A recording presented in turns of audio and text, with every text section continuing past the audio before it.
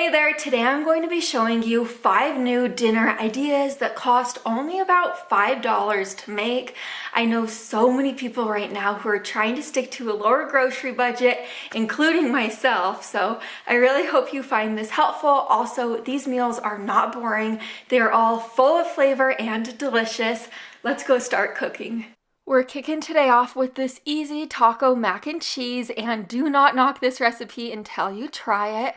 While we're at Walmart, I do want to show you the ingredients that we're purchasing to stay right around $5. First, this box of shells and cheese. Next, for the ground turkey, I found this one for only $2.77, or you could use ground beef. Of course, ground beef will be a little bit more expensive. And then lastly, I'm buying this 1 can of diced tomatoes with green peppers, celery, and onions. I do like this particular can because it does have the extra veggies in it, so more flavor.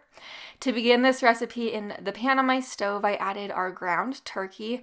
I'm breaking the turkey up and I'm going to cook it completely through. While the ground turkey's cooking away, I'm going to boil up our shells and cheese in this pot of water.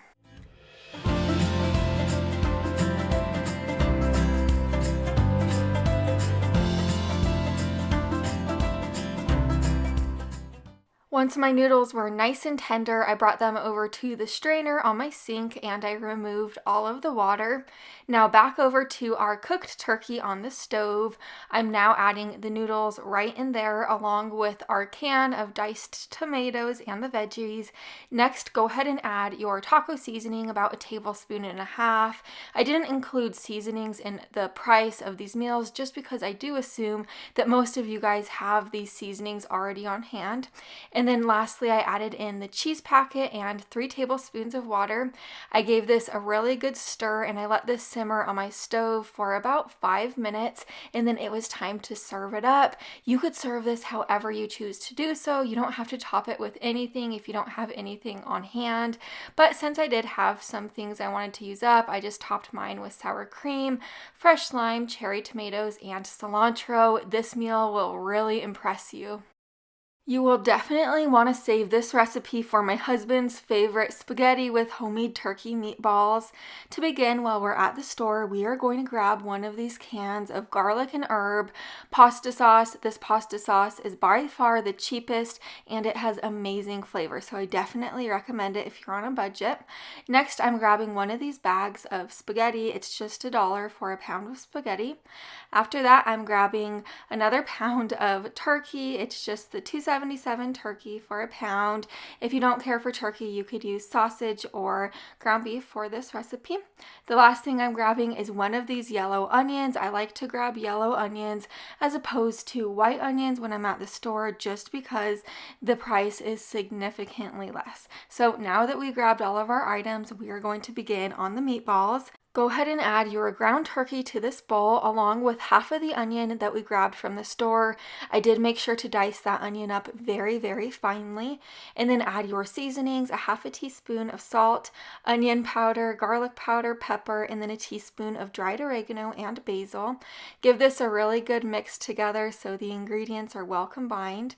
Now we're going to assemble the meatballs. So to my sheet pan, I'm lining it with parchment paper for easy cleanup. And then I'm placing my wire rack right on the parchment paper. If you don't have a wire rack, you don't have to do that. It's just so that any excess drippings from the meatballs can just go down there.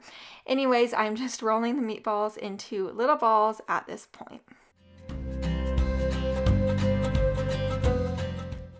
These will bake in a preheated oven to 400 degrees for about 10 minutes.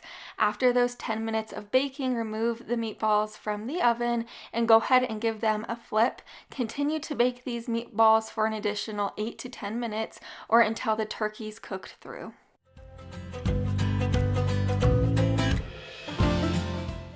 While we have those in the oven, we are going to begin on our spaghetti. So to this pot of boiling water, I added our noodles. I cooked them according to the bag instructions.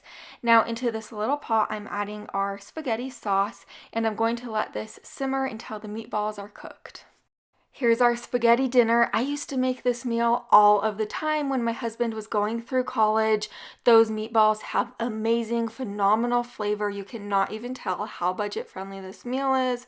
Also, that turkey's high in protein and it has a ton of different vitamins and minerals in it. Now we're making this chicken taco soup, so the ingredients that we are using for this recipe are first being this 1 yellow onion, next a 15-ounce can of mixed chili beans. These chili beans are awesome because they are full of flavor, and then a can of kidney beans.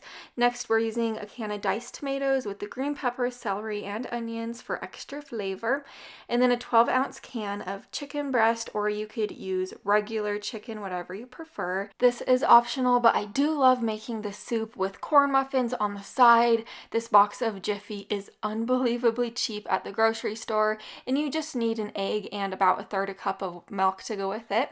I also grabbed a tomato to go along the side. So to begin, in my Dutch oven, or you could use a large pot, I added a tablespoon of olive oil. Once my oil was hot, I added my diced onion. I'm going to let the onion soften. Now we'll be tossing in the rest of the ingredients: our can of drained and rinsed kidney beans, our can of diced tomatoes, next the drained can of chicken, or you could use a rotisserie chicken for this recipe, or a cooked up shredded chicken breast, whatever you prefer, and then our can of mixed chili beans along with 1 cup of water, and then 2 of these little bouillon cubes that I already had on hand. They just add excellent flavor. I brought this up to a simmer and I let this simmer covered for about 20 minutes.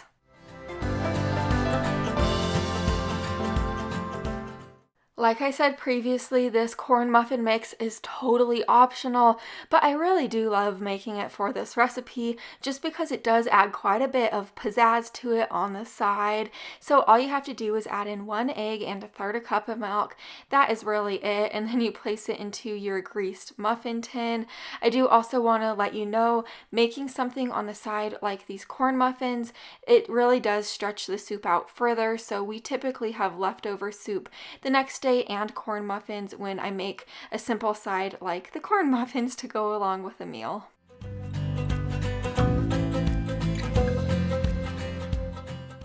After about 20 minutes of simmering, my house was smelling so good, and this soup was ready to serve. Of course, I served mine with those corn muffins we made up and tortilla strips on the soup with cheese, tomatoes, and green onions. You could serve your soup plain with no toppings, or just toppings that you have on hand like I did.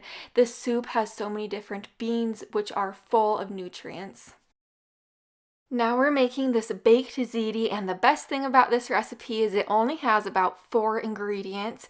So the first ingredient being this ziti. This is a 16-ounce box of ziti pasta we are buying. Next, go ahead and grab your garlic and herb pasta sauce. It's the same pasta sauce that we used for our turkey meatballs and spaghetti. So I put that in my car, and then we are grabbing this classic Alfredo sauce, just one of these jars, very inexpensive. And then the last thing we are grabbing is an 8-ounce blocks of mozzarella cheese. I like to buy my cheese like this. It's quite a bit cheaper than buying pre-shredded cheese. So now that we're back at the house, I am going to boil up our ziti according to the box directions.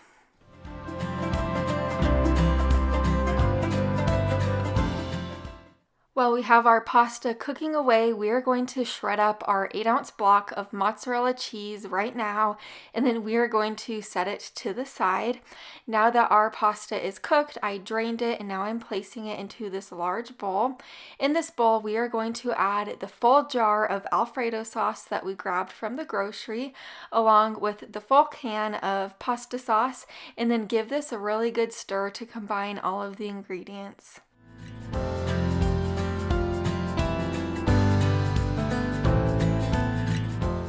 This recipe truly cannot get any easier than this. I pulled out my 9x13 baking dish and sprayed it with nonstick spray, and then I poured our ziti mixture right in there.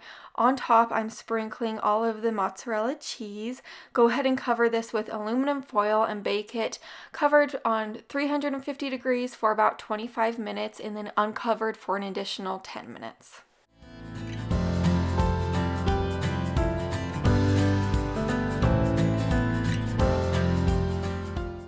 This is another one of those beautiful dinners where you cannot even tell that you are on an extreme budget when trying to make it. This meal feeds a large family, so you could easily half it or double it for more people. It has wonderful flavor. Now we're making this classic egg bake. This is packed full of protein and vegetables. To begin, at the grocery, I'm picking up a dozen eggs. I don't know about you, but egg prices have definitely skyrocketed here in Utah. Next, I'm grabbing one green bell pepper. Technically, green bell peppers are the cheapest because they are considered the least mature. And then the last thing I'm grabbing is a carton of mushrooms.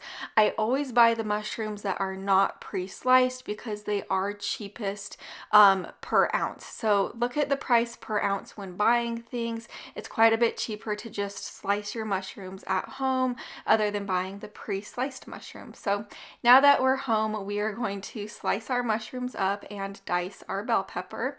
Now over to the hot pan on my stove. I have about a tablespoon of olive oil in there. I'm going to add these veggies and saute them until they are soft.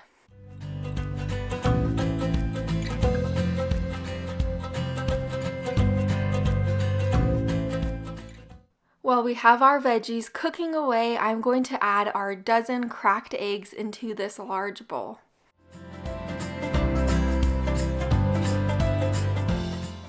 You could season these eggs with anything you love, but I'm keeping it simple with a dash of pepper and salt. And then instead of using milk, I'm using 1/4 cup of water. If you didn't know that, that's a great money-saving tip. If you don't have milk on hand or you can't afford milk, just use water in your eggs. After I scrambled our eggs together with my electric hand mixer, I pulled out my casserole dish and I'm spraying it with plenty of nonstick spray. Go ahead and add your scrambled egg mixture right in there. And now that our vegetables are nice and soft, I'm going to add them right in there along with our eggs. This is going to bake on 350 degrees for about 15 to 25 minutes or until the egg has set.